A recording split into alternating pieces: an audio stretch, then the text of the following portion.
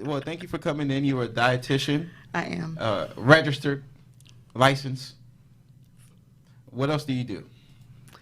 Actually, I want to figure out what is that on your what is that little pendant? My MyPlate pen? Yeah.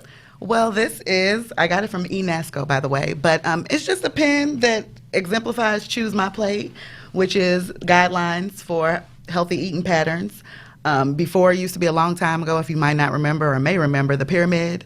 But they thought people don't eat off of pyramids, so let's do something else. Let's try a plate. And just to show a balance that people are supposed to have of what they're supposed to eat. And I wear it just because I like wearing it. Okay. Well, the reason why I have you here, I want to figure out how I can get the kids to put down the chicken nugget and pick up a Brussels sprout, okay? All right. Could you help me with that? I'll do my best. Okay. We gonna get there. I'll do what I can. All right. And so tell me, what's all those corners you got, the 4 corners? What you got? I see the green. Well, we have the 5 MyPlate groups, and that's good. I always start with the basics. That's a very good question, because basic nutrition is important. Before you can build up, you need a foundation. So you got the fruit group, which is the red, and the color coding is very important because it's part of the marketing. The green vegetable group, you have the purple protein group, you have the orangey, yellowish kind of grain group, and then you have the blue dairy group. As I like to also refer to it as the calcium group, because oftentimes you meet people who don't eat dairy or who are now trying their hand dabbling in vegan things. So they was like, okay, so if I don't eat dairy or have any dairy, what do I do? So you have to also go that route. So I like to call it the calcium group sometimes as well. Oh, okay. See, because I can't have any dairy. I can try it, but that's like trying too much because I'm gonna have to go to the bathroom. Okay. And my bowel's gonna be doing the Harlem Shake. But you still need to get your calcium, so you want to get some green leafy vegetables, get calcium-rich foods, other things. Well, if you have lactose intolerance, you can also try your hands at soy milk, because they usually fortify those with calcium. Well, I heard that turns me to a woman. You heard that from where? Too much soy. Is that what they tell you? Yeah, that's it. I wouldn't give too much credence to that. Amphetamines or something. I don't think you can turn. I highly doubt that soy will turn you into a woman. If you are a man, you will be that no matter what you drink and eat, I'm sure. Did you hear that before? I have. This is actually. Yeah, it gives you breasts. Maybe I do. I have not heard such a thing. This is news to me. I can definitely look into it, but. Yeah, look into those conspiracies. You're a dietitian, so you got to see what the conspiracies and the nuts are talking about. And there's so many nuts and conspiracies. Like the vaccines people. What do you think about those people that think that those vaccines are conspiracies? Well, I don't have a thought on that. I don't have children. I'm vaccinated. So you got your flu shot? Absolutely, every year. Well, I work with children for one, so it's required, but I would get it anyway. You would get it anyway? Yes. I haven't gotten no flu shot, blue shot, or who shot. I've just been keeping it real. I had the polio shot a long time ago when I was an orphan in DC. When I was in the DC foster care. I see. But what do you think about those kids being required to get those shots? Well, it's absolutely, for you to not get them, I know you mentioned yourself, that's absolutely your preference. What do I think of the requirement? Again, I have no opinion about it one way or the other.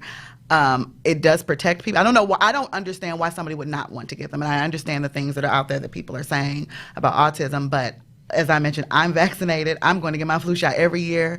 I'd rather have it than not have it. But that's my personal preference. So, But what other people's opinions about what they do with their children, that's not for me to say. So back to the kids. I saw a documentary with Michael Moore. He's like, and he was comparing healthcare from in the United States and in Europe and stuff. And he was saying how in certain schools in France, they were giving kids like just little pieces of like a bread and some cheese or something like that. And he compared it to what it is over here, and we eating sloppy joes and grits and stuff on a school, so for elementary schools. So what do you think about that? Well, one, there's nothing wrong with sloppy joe. Especially if it's made with lean protein. If it's made with Joe? Not at all. It's tomato sauce and a protein with some spices and seasoning, sometimes with some green peppers and Back onions. in the day, it was called mysterious meat or something like that. Back in the day, well, we're in today, so we have to talk about sloppy joes today. There's absolutely nothing wrong with a sloppy joe. You make it properly. It depends on what's ingredients in it and what you prepare it with and how you prepare it. And I'm sure in France, as well as any child program where people are eating lunch, that they're getting more than cheese and bread, they probably have all the food groups. I'm certain they have some type of vegetable, some type of fruit, et cetera. And there are plenty of schools that serve salad in the cycle menu in the United States as well, Where? by the way. Lots of them, especially in Maryland. Have you looked into the school lunch program at all? A little bit. All right. Well, yeah, it's all across the country. And there's a lot of choice, a lot of activities they do. I know they have fried chicken. They do have a crusted chicken. They do have usually an oven fried chicken. That is correct. So, and oftentimes also made with a whole grain mixture in the crust as well. So has the meal menu in schools changed so much? I would say with the regulations it has changed just because they've added a lot more whole grain components and lower fat milk components and things of that nature, which is always good. And they're always looking for ways to spice it up, ways to get children their nutrients, because bottom line is there's a backbone to it. Whatever is served on the menu as far as an individual dish, keep in mind that they have to have a certain amount of orange vegetables, green leafy vegetables, red vegetables. They have to have all the colors. This is required of the program, so it's definitely in there. So the options are available because it's required. I'm trying to think because I don't remember being offered a salad back in middle school. Well, you're of an age where the lunch program has changed dramatically, especially in 2010 and later with the Healthy Hunger Free Kids Act. The Healthy Hunger for Kids. Healthy Hunger Free Kids Act. Okay, what's that about? A way to make healthier meals for across the board. And we also want to offer more food programs. That's where the after-school meal programs and things like that come into play as well. Because sometimes people outside of school, they don't have access to healthy food, and that's part of food insecurity and things of that nature. So with that, there were a lot of implementations with making the food healthier across the board, but still offering perfect example like those little fruit cups, which are most people would consider a dessert, but it's 100% fruit juice and it's frozen and it's something that the children like, especially when it's warm out, full of nutrients, vitamins, minerals, etc. Things like that. I remember in extended day after school programs we used to have Vienna sausages, and I used to hate that. I would protest, starve myself. And I wouldn't eat it because I would think it was so nasty. I don't think I've ever had one. My friend of mine mentioned one recently. I don't think I've ever had one. What is that? Is that like Spam?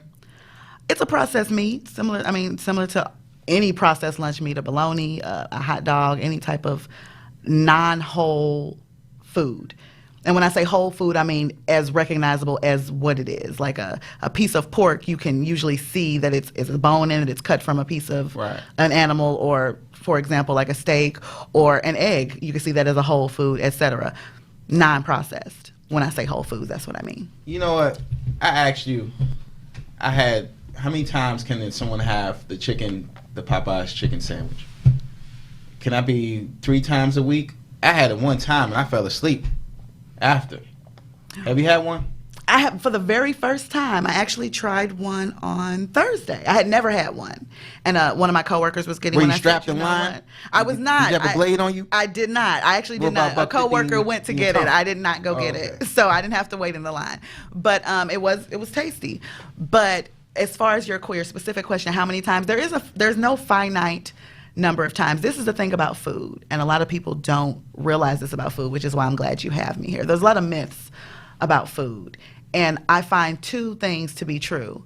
People sometimes don't exhibit healthy food habits out of fear because of the misinformation that they see, and also the opposite to be true. People look up things on the internet and they hear myths and conspiracies and everything else, and they're overconfident about their knowledge about food, and so they also don't eat healthy because they think they have it in the bag. I find both of those things to be true often in my profession and what I exhibit. So when you ask how many times, everybody's walk of life is different.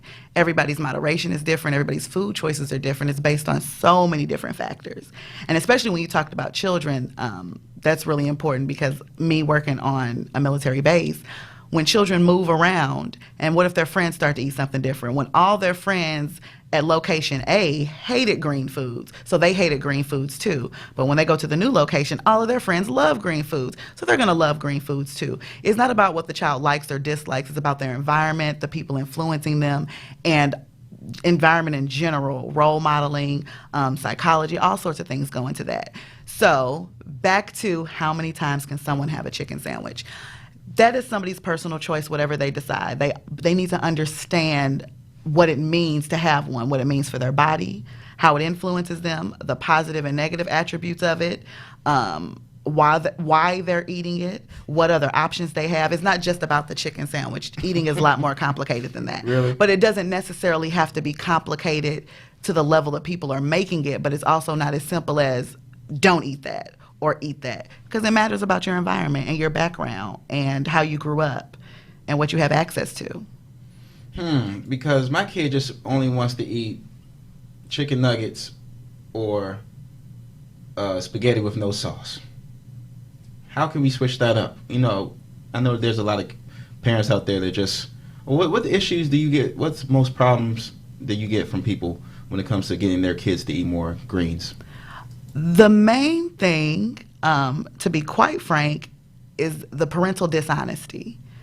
And what I mean by that is, if so you're you blame it on the parents. Do the children have jobs or access to go get these chicken nuggets? How are they getting them? How does a 4-year-old afford chicken nuggets, and how does he or she pick them up from the store? Spaghetti, lasagna, Cheerios. That's a very good point. So if they said, for example, I would love to go play out in traffic, would you say, sure, why not? Or would you say, no, that's not safe, that's harmful to you? As a parent, a child learns how to be an adult from the adults in their lives. It's not up to the child what the child gets for dinner. How it's prepared, definitely. Have the child help you with preparation. Ask them what they like to add some colors to it. What else would give them options, but give them healthy options. Help them. The option wouldn't be chicken nuggets. The option should be pieces of chicken breast or pieces of fish. It's not a chicken nugget. It shouldn't even be on the menu. And the adults make the menu, I assure you. But when it comes to children eating, a lot of time parents, what? Who, me? What role do I play in this? What can I do if that's all my child wants? And it's dishonesty. You can make an effort and you can do the right thing. That's what you can do. So first, it's the parents. Got to keep it real. You have to be honest about what, like you said, when the child is saying, I want, are you going to give them what they like just to shut them up? Or are you going to do the right thing by them and their health? Could be the right thing. It could be what's convenient, what's down the street. Which is what I meant about choices and options. So it's not even about judgment or anything. Sometimes there aren't as many healthy options. She knows daddy can't cook. And that's how you come into what options are there. There are ways you can cook healthy and quickly. Perfect example, I don't prefer to cook. I don't like the prep or the cleanup, excuse me. So I prefer to cook quicker things. I shop in bulk because it tends to save money and I'm able to freeze things. And I cook in bulk and then separate it and then freeze it. That's a way to do it.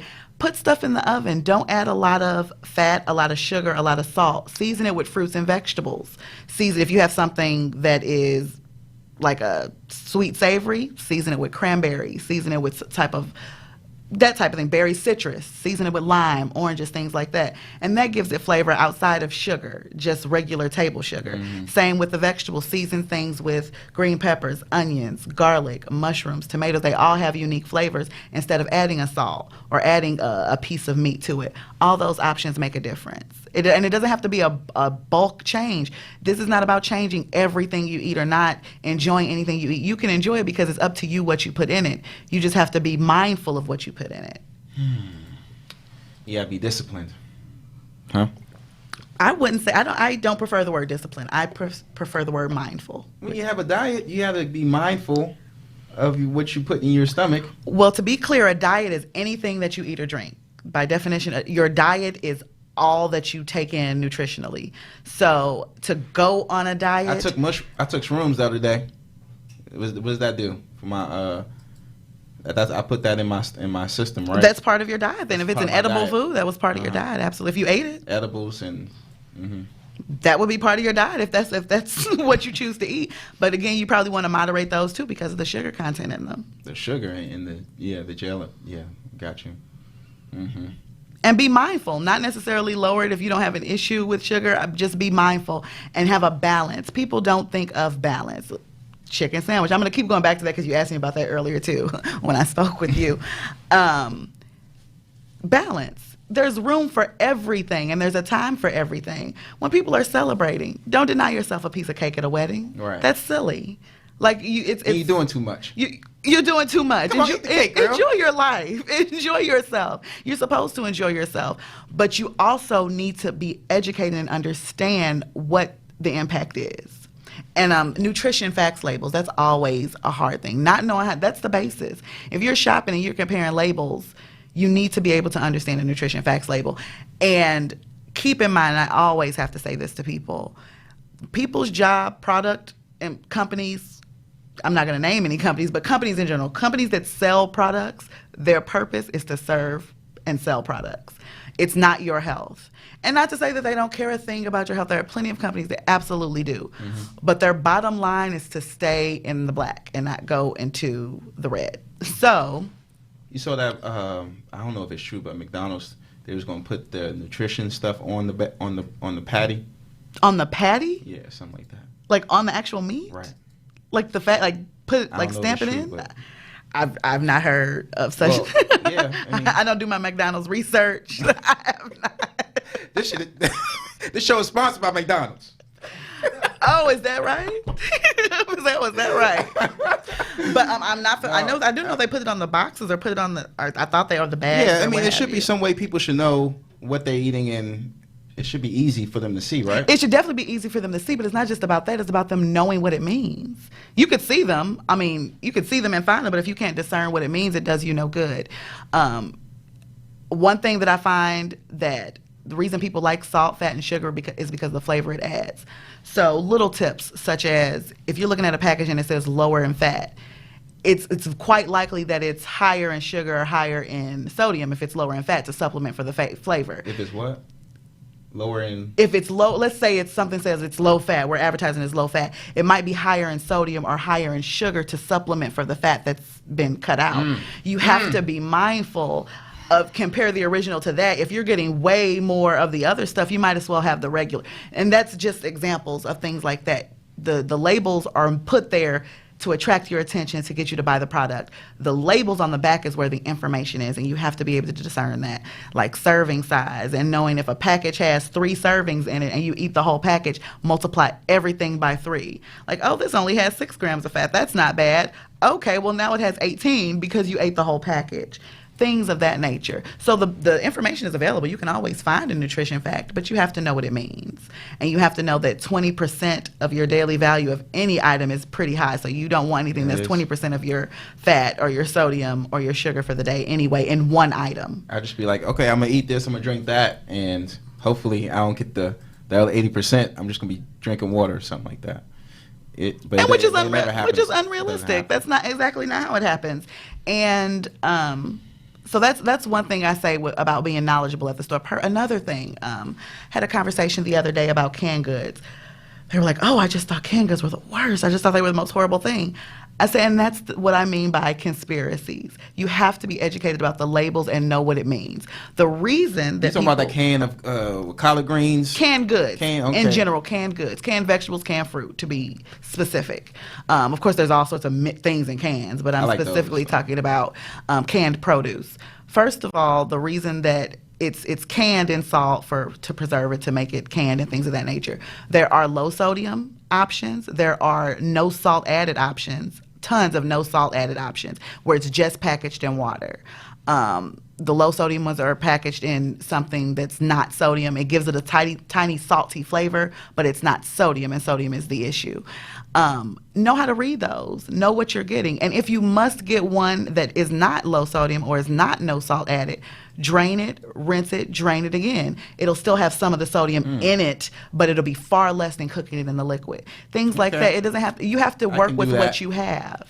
Some people can only get canned goods. Sometimes that's all the access they have. Sometimes they're eating out of a convenience store because that's what's in their area. These are the options you can have. A lot of people say, what about frozen vegetables? Oh, no, it must be fresh. It doesn't have to be fresh. And frozen vegetables for across the board are usually picked at freshness, at the peak of freshness. So you'll get, that's the next best thing to fresh. Most of my produce that I get is frozen. Excuse me, water. And that's for that reason, because I like to save money. I'm not rich by any means on any level. And I know how to stretch $1, and I have to make $1 out of 99 cents all the time. All the time. All the time. So I definitely buy things on sale, coupons, things, like I said, in general that come in bulk that I know won't go bad, that I can freeze well.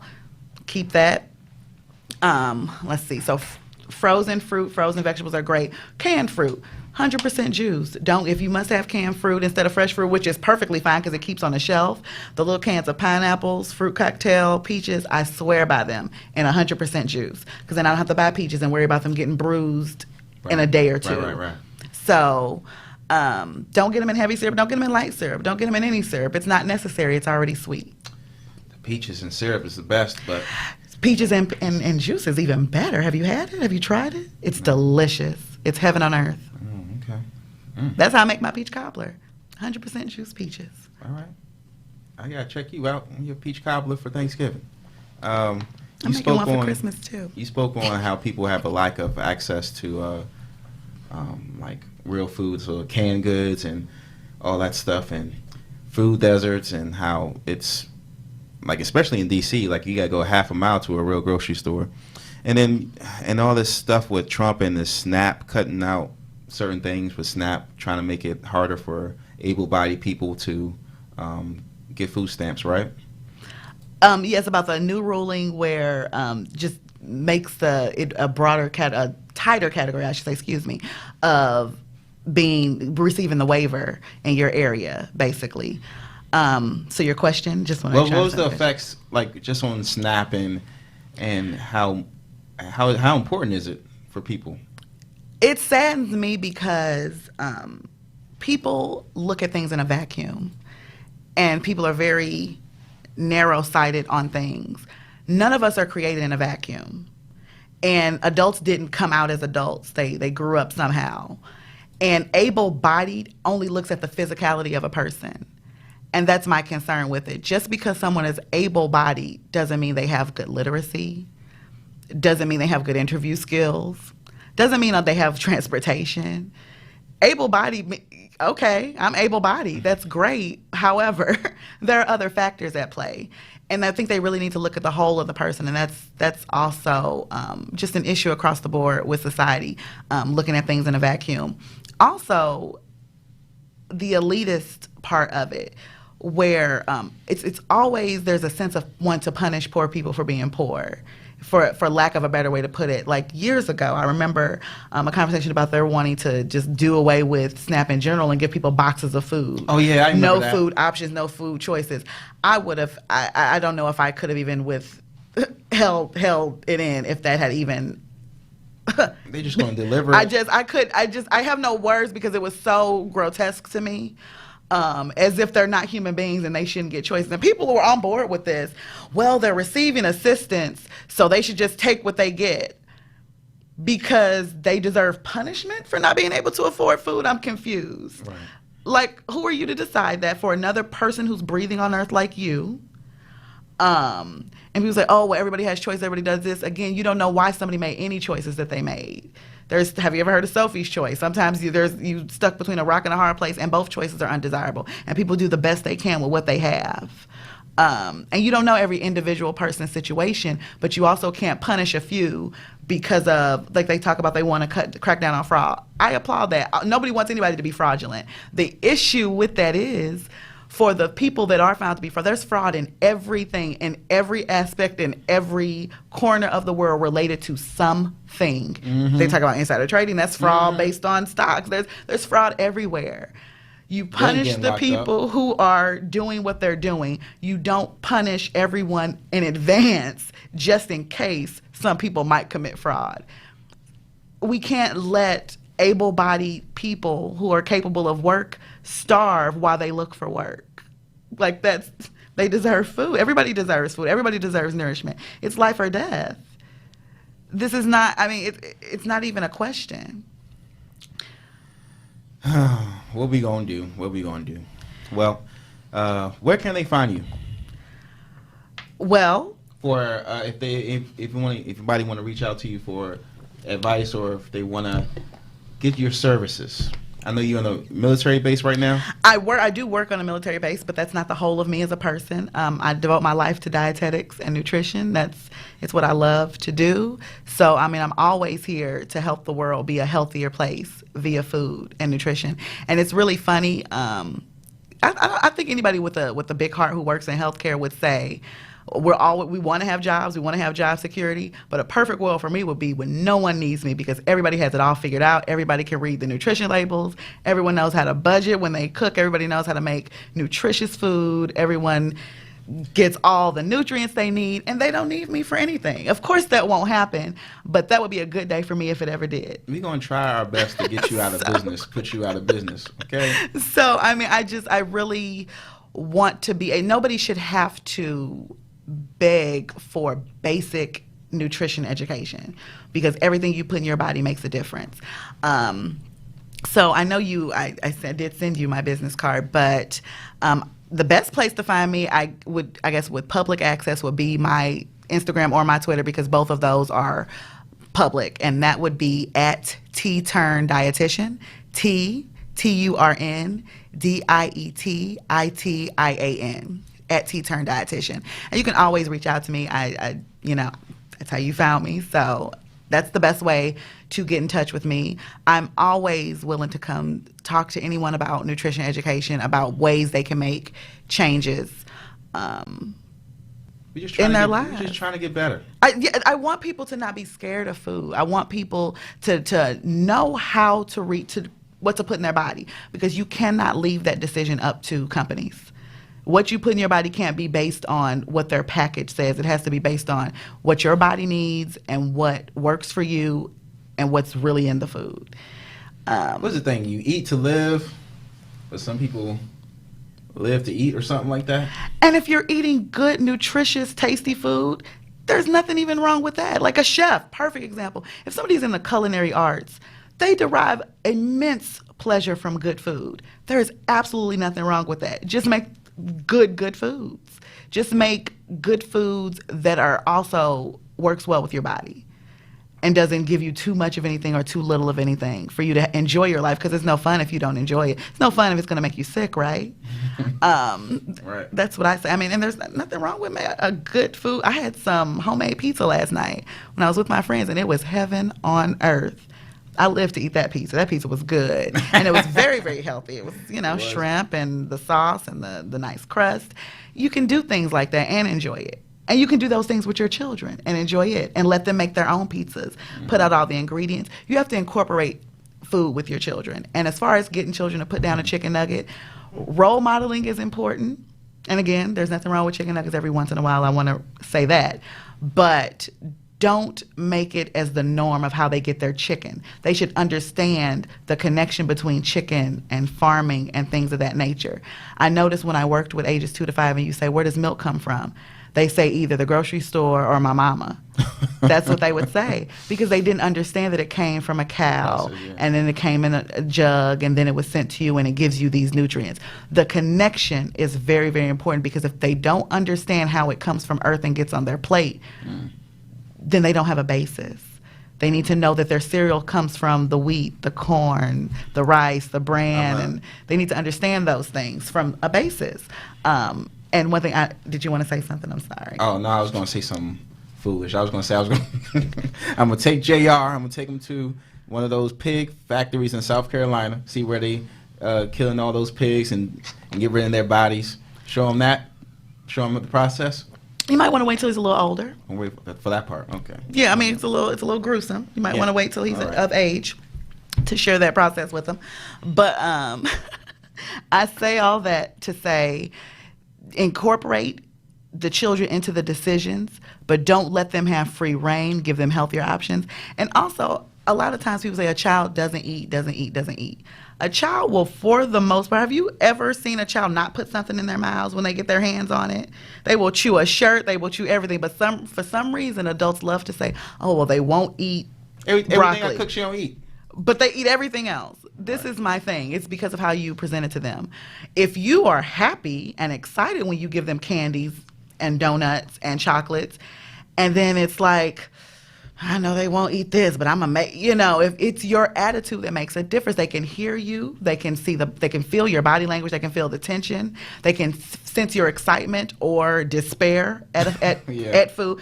They see it and hear everything. That's why it's so crucial. Children will eat and try anything if they trust the person giving it to them and if it's enjoyable for them. Mix it with colors, mix it with shapes.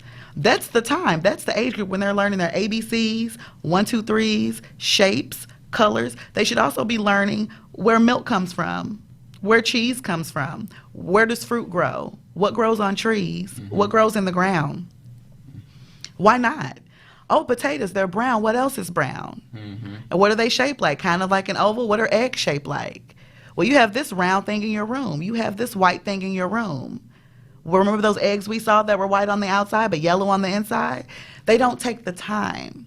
And it could be fear. They may not know. And that's not at fault. I'm here to help people learn. Got you. You definitely educated me. Thank you so much, Miss Teresa. Thank you. So you're in the DMV area, or you just in Rockville right now? I am not in Rockville at all. Okay. Never been. Montgomery. Not even close. I am in Anne Arundel County. I live in Glen Burnie. Glen Burnie. Okay. I look like somebody you know who lives in Rockville, because no, I didn't. I got a bad experience with. I didn't mention a Rockville. Women with short hair. In Rockville. I'm sorry so. They did it to you, but no, She had me eating all. I am in Glen Burnie, and spam all day. Not spam all day. I've never had spam either. It's a couple things I want to try just to say I've had it. I had cottage cheese for the first time in 2018. It actually was not bad. I expected it to not be great just because of the texture, and I might have a texture thing, but it actually was not bad. I do like it with pineapple, but that's off on a tangent. I don't eat nothing that's white. No college cheese, no mayonnaise.